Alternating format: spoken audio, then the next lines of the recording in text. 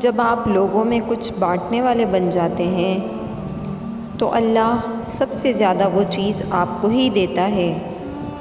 اب یہ آپ پر منحصر ہے، چاہے آپ خیر بانٹیں یا شر، خوشیاں بانٹیں یا نفرت، محبتیں بانٹیں یا بغض، بے سکونی بانٹیں یا راحتیں، کیونکہ اللہ کا وعدہ ہے جو خرچ کریں گے وہ لوٹ کر ضرور آئے گا۔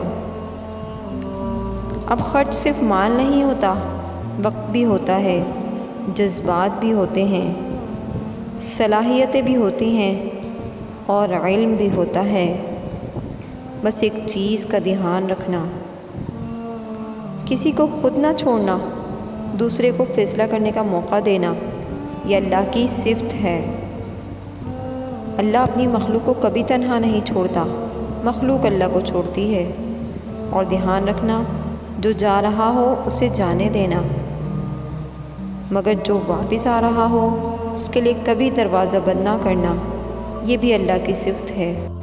اللہ واپس آنے والوں کے لیے ہمیشہ اپنا دروازہ کھلا رکھتا ہے۔